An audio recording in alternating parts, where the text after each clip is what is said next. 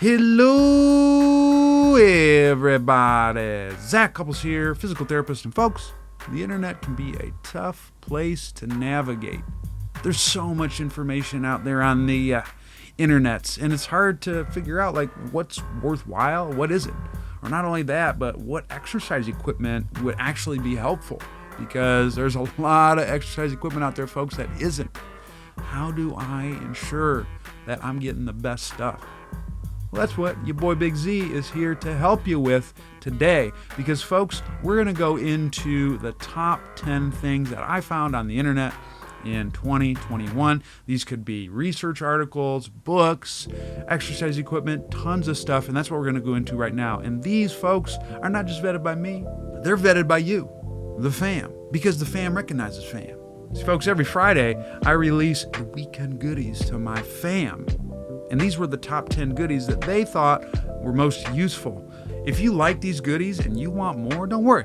Your boy Big Z's got you covered, because I'm going to put a link in the description below for you to sign up so you get these goodies absolutely free. I think you'll like it. And also the goodies that I'm going to mention in this particular video, or if you're listening to me on this podcast, will be in the description. So go ahead and check them out if you thought one tripped your trigger. Without further ado, let's check out the goodies, shall we? Number 10, asymmetry of the pelvic ring evaluated by CT-based 3D statistical modeling. Whew, that's a mouthful. Folks, I found this article when I was looking up just some different things on asymmetry in the pelvis, and it was money, because it illustrated just how different the bones can be shaped from side to side. And we're not just talking about one innominate bone being bigger than the other. No, you can have rotational asymmetries, asymmetries in outlet or inlet shape, tons of different stuff. So it's really useful for that. And what I found most interesting about it was it really is going to make it difficult for anyone who does motion palpation to justify what they're actually feeling. Because we don't know if what we're feeling is the bones moving in a certain direction versus the other, or it could be that there is this asymmetrical structure that we are measuring, and that's what we are perceiving. And folks, that's why palpation of landmarks and motion palpation are incredibly unreliable in the pelvis. So you definitely want to go ahead and check out this article. Number 9, biotensegrity, the structural basis of life, also known as one of the hardest books that I have read in a hot minute. I got tuned onto this book because Daddy-O Pops Bill Hartman, as you all know, I'm a big fan of his model, and a lot of it is derived from the text, as I have learned, in terms of shapes and things of that nature. I really liked it because it's made me think about anatomy and movement in just ways that I've never looked at, because in PT school, we're taught about having things like levers and pulleys and stuff like that. And this book kind of flips that completely upside down. And it uses a lot of advanced physics and science and lots of evidence to show why perhaps the lever model is an outdated way to look at movement.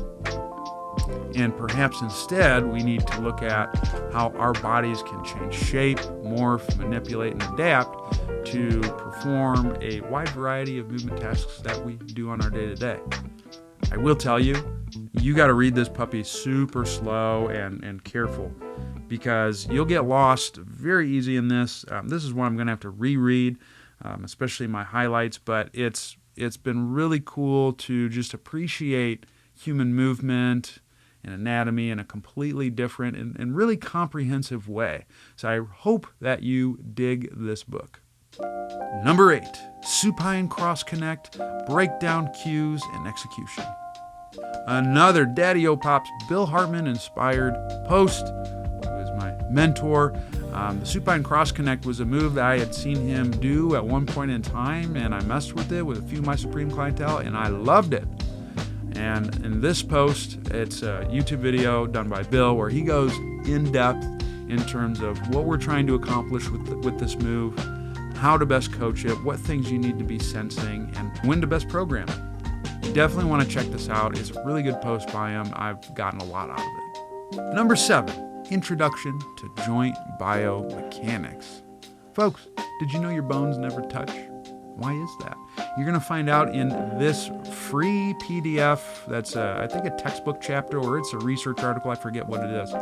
But I loved this because it went super in-depth in terms of how our joints move, function, and work. And it goes into a little bit of the nitty-gritty on some of the physiology and things of that nature that allow joints to do their thing.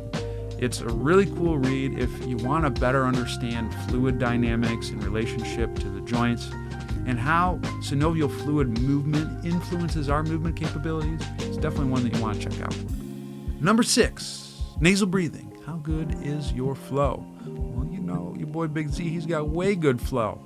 But can you check to see if your nasal breathing skills are on point? Well, I got a great post by my homegirl, Aline Thompson, that outlines this.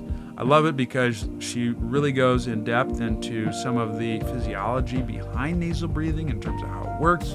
We get a little physics lesson from it, and she has tons of different assessments and interventions that you can perform if you have any difficulties nasal breathing. It's an awesome post.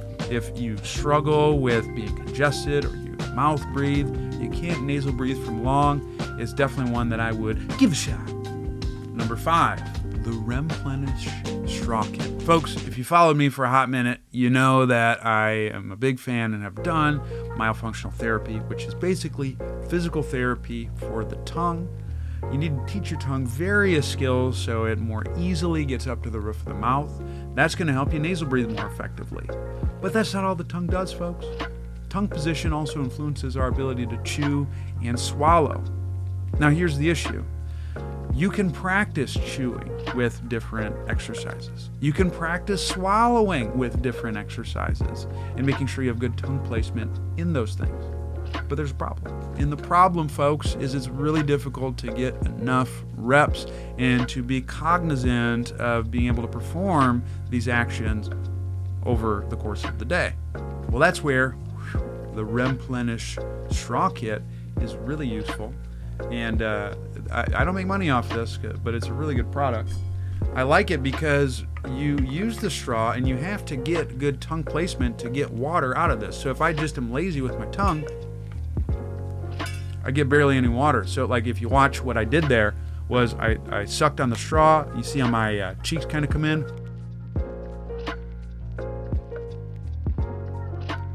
I'm pulling really hard and I got nothing. But if I can get the tip of my tongue on the roof of my mouth as I pull, you'll notice my cheeks were much more relaxed. I was able to get more water. You might have been able to hear a few swigs.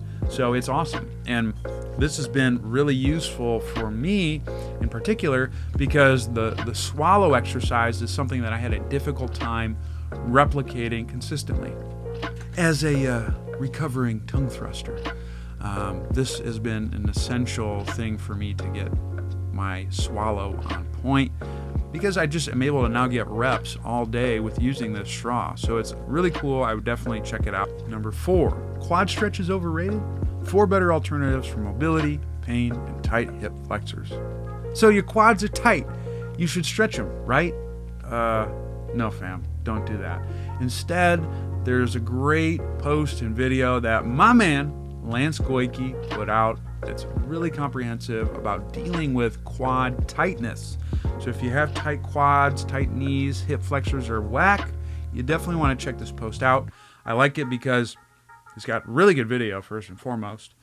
And he provides a ton of different strategies, not just what exercises you should do, but also what types of assessments might point you towards doing certain moves versus others. And so in that sense, this post is very comprehensive. I think you'll really like it and definitely watch the video. Number 3, is it bad if your joints crackle and pop when you move? The short answer is no. But a lot of folks get scared when their joints make all these types of noises because we can't see what's going on. So is it something bad? Well, this post that I found is amazing at explaining what exactly is going on when joint noises happen. Now, folks, not all joint noises are good. There are some times where if your joints make noise, you should do something about it. But the reason why this post is so crucial is because it outlines when we have normal physiological noise, that's noise that our bodies just make because we're human, and when we have pathological noise. So you'll definitely want to check that out. Number 2, the stacking starter pack.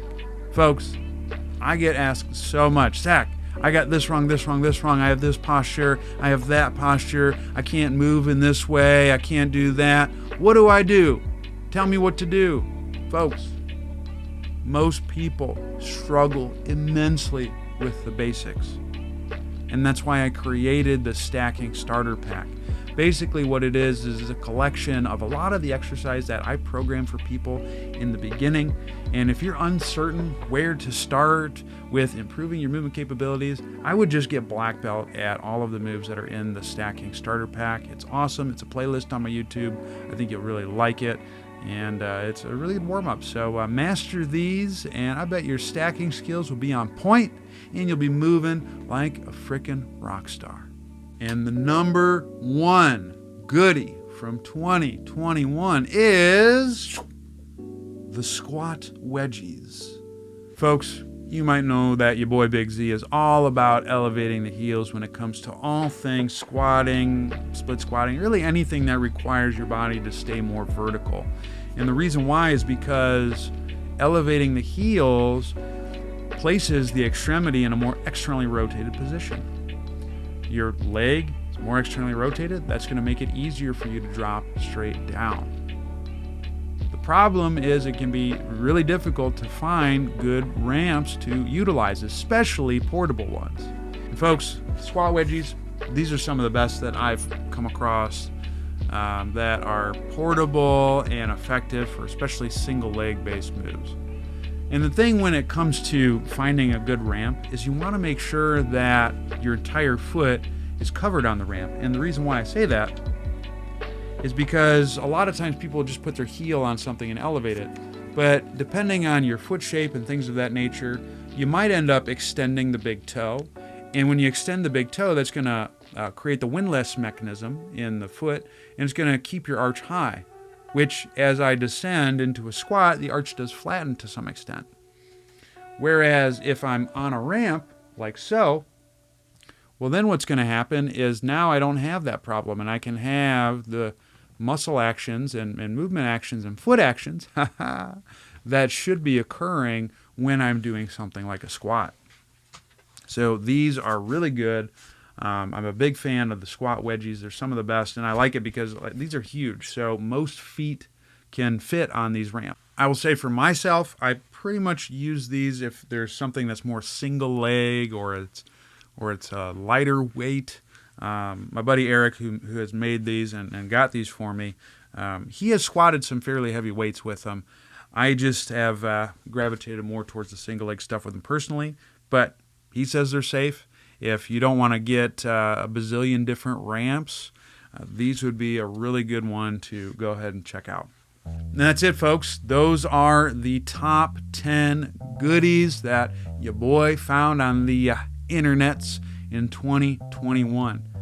Which goodies were your favorite? Did you find this useful? If you did, again, as I had mentioned, check me out on zachcouples.com, and in the description below, you can sign up to my newsletter, and you'll get goodies every Friday, all the latest and greatest stuff on the internet. And if you like hip-hop, you definitely want to check it out because your boy Big Z is on some hip-hop stuff that I'll share with you wonderful folks. If you like this video, please hit the like button, subscribe to my channel, and do all the stuff that you need to help the fam keep growing. Thank you so much for tuning in. You've been an amazing, outstanding audience, and I hope that you keep it real but not to the extent where things go wrong. Stay hungry, stay learning, stay moving. See you next time. Deuces.